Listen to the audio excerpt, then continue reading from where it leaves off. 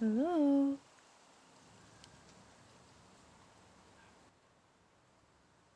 Where am I?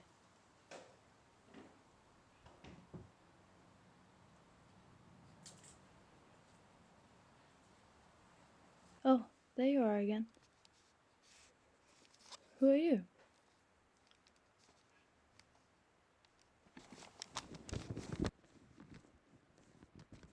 Where are we going?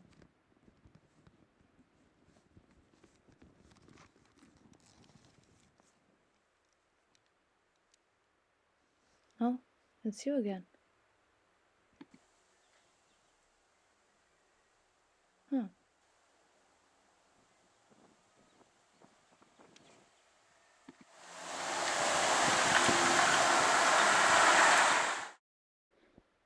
My story starts in the 19th century. They say it all started with Thomas Edison and the Lumiere brothers, Auguste and Louis Lumiere. It was a century amid industrialization and rapid technological growth. Things were changing faster than ever before, and people could sense life would never be the same. In 1891, the Edison Company developed the kinetoscope. In December 1985, the Lumiere brothers presented two moving images with their own device, the cinematograph. The films lasted a minute or two, capturing simple, mundane scenes of everyday life. They were called silent films, but always had lectures, live music, and a lot of audience participation.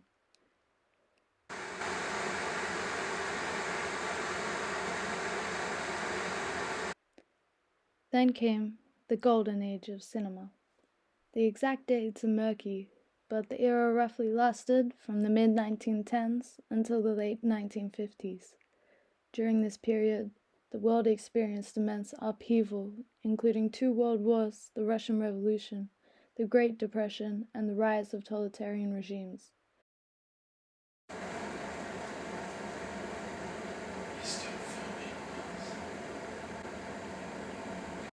It was an era characterized by industrialization, a near-global adoption of capitalism, social changes, and significant advancement in science and social science fields. Modernism was also a key movement in the fine arts. As society progressed, modernists felt increasingly alienated to traditional ideas of convention, instead generating a search for new forms of expression. This societal progression was reflected in cinema, as it advanced dramatically despite universal struggle. At the peak of the Golden Age, 88 million people per week were going to the cinema to forget their troubles, and it became a necessary form of entertainment through escapism.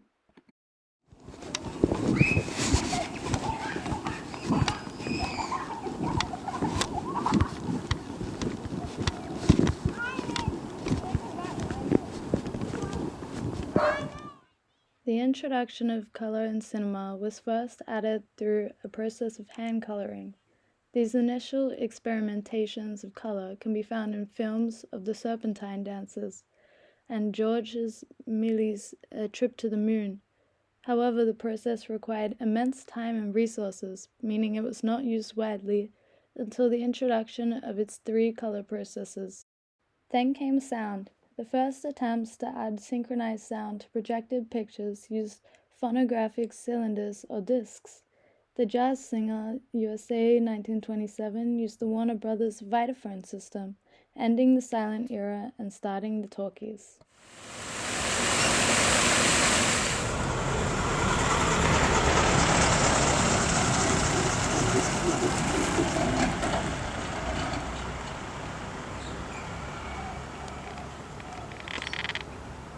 Films became longer, storytelling and narrative became the dominant form. This is often attributed to the introduction of continuity editing. The age even produced a new film acting method known as the Stanislavski method. It was a naturalistic style of acting that contrasted with the theatrical.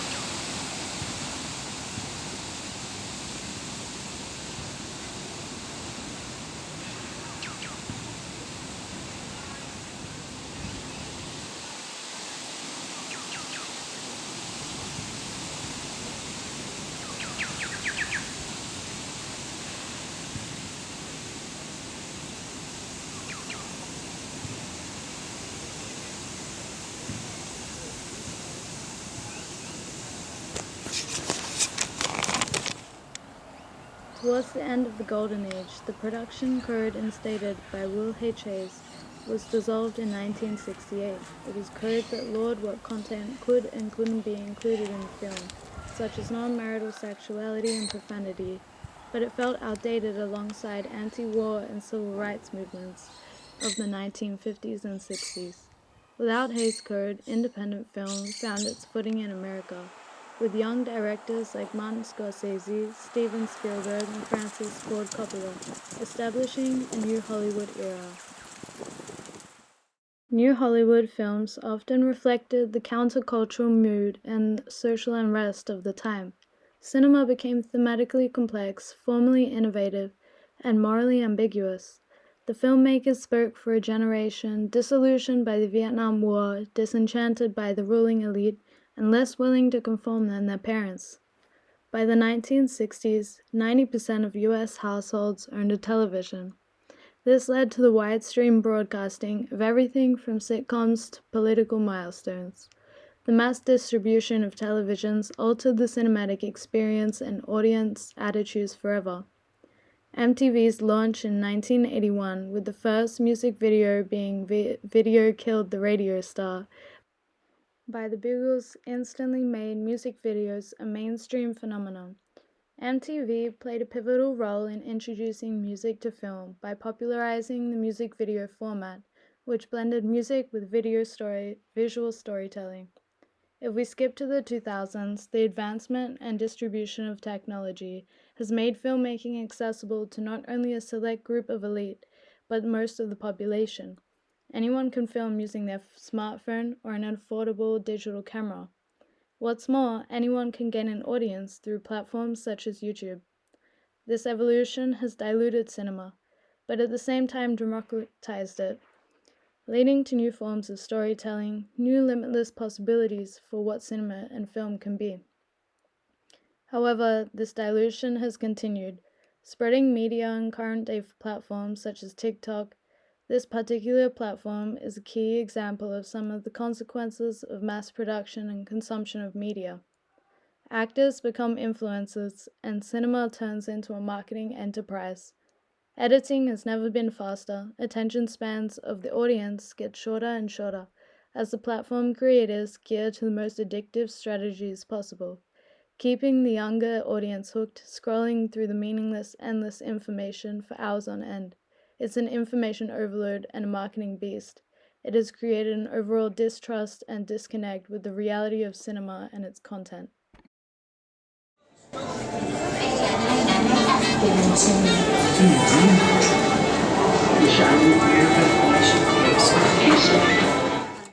So what can we learn from my brief history lesson? We can see that media and cinema is constantly evolving, but what causes it to evolve? Is it only the technological and political progresses?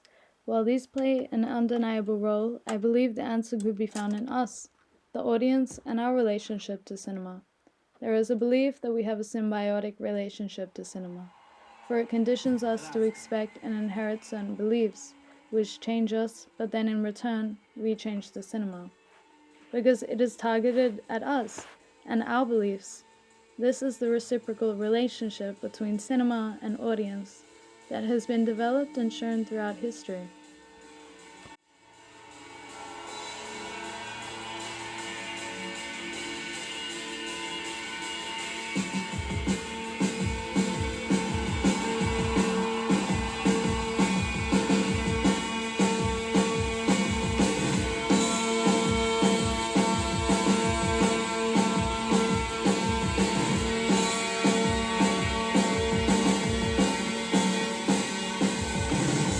Stand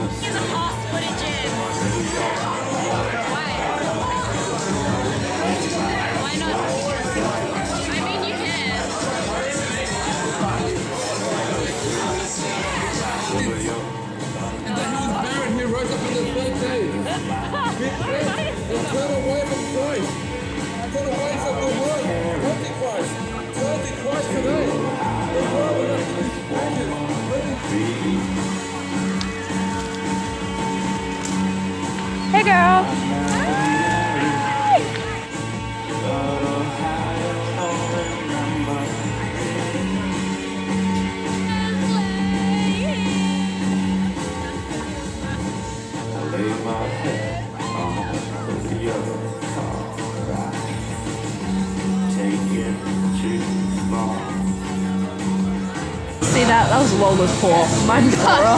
Fuck off. Mine is Aura. She spilled her paw. Molly, the documentary is getting serious now.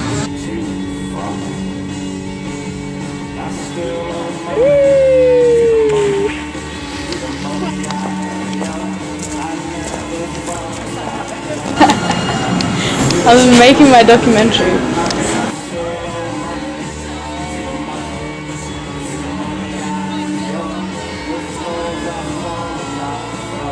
So you know how to do it correct.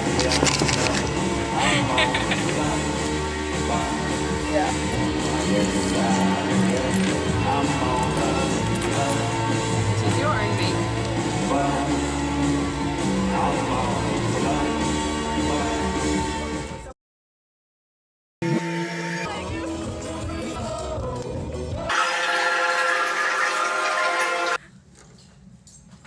Feels fake. Get in! Get in! I like it.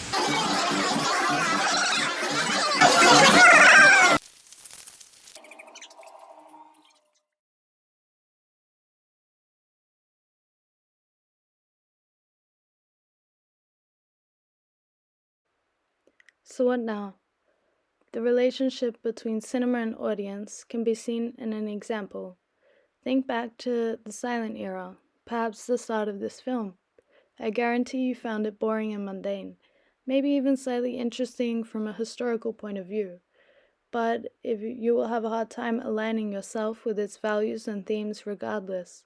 This is because these films were not made for you, but for an audience used to seeking entertainment from the theater.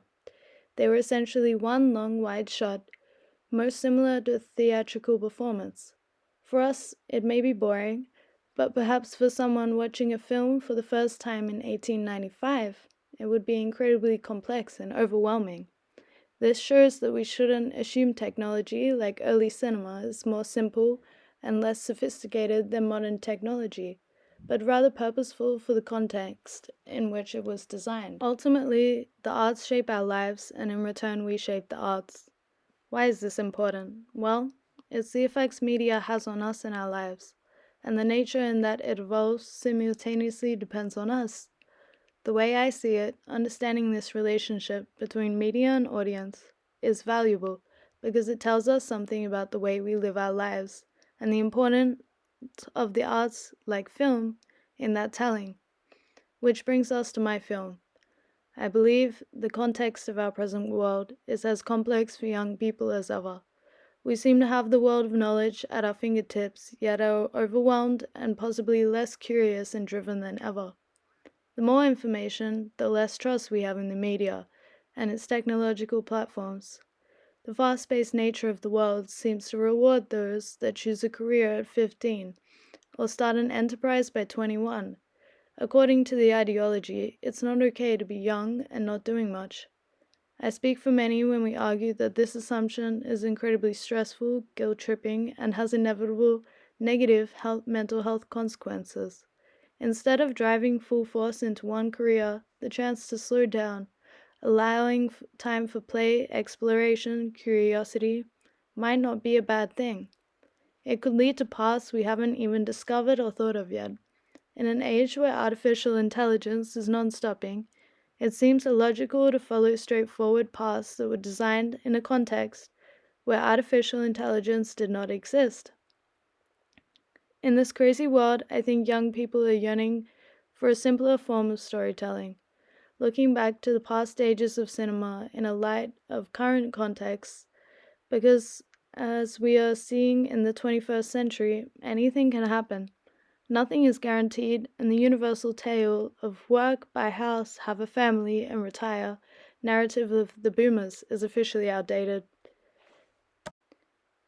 What we need now, from film at least, is to expose the transparency of the nature of the relationship between media and the audience, reflecting on the fact that they shape one another.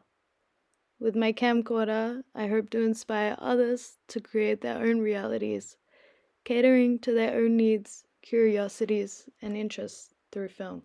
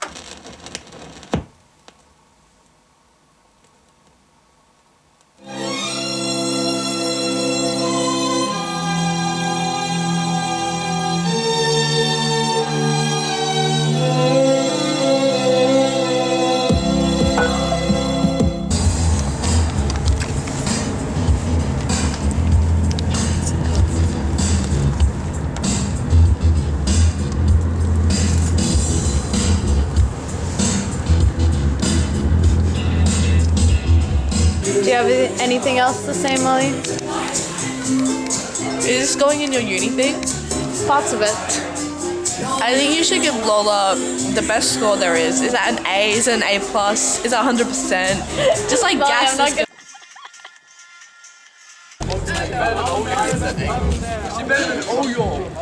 Oh yes, sibling fun. I'm in his favorite sundress, watching her get undressed, take that body downtown. I say you're the bestest, leaning for a big kiss. Okay, Lola, it is your turn. Hurry the fuck up. It's like coffee and cookie. Which I keep forgetting. Oh, so you'll be getting your building. No, same group.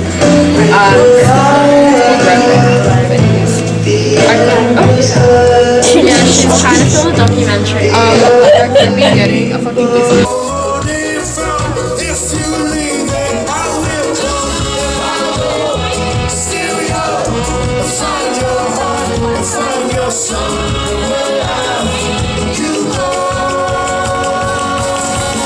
Hey kids! Say hi to Mom! Hi! Fuck, should have got Darren on the camcorder. I did, and you told him, and I looked like the biggest stalker ever. I don't know, when you met him, we should have been filming it on the camcorder. Oh, yeah, you totally should have. Guys, I can't see Patty no more. Where? Oh, it's behind the tree. It's behind the tree, it's behind the tree. Oh, found it.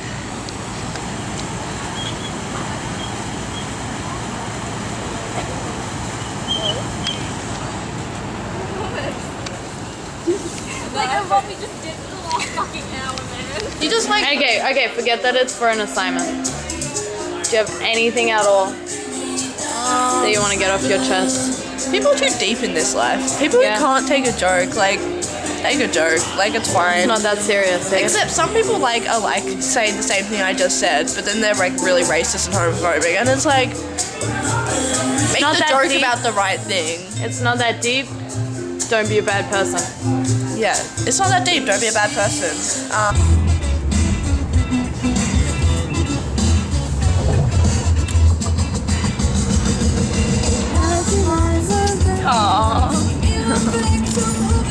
It's intimate, man. So beautiful. Real Velcro sticker. Bro, it does it all the time when I wear that top.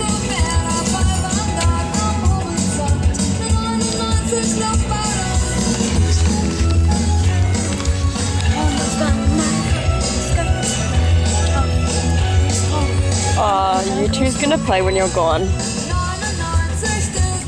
We're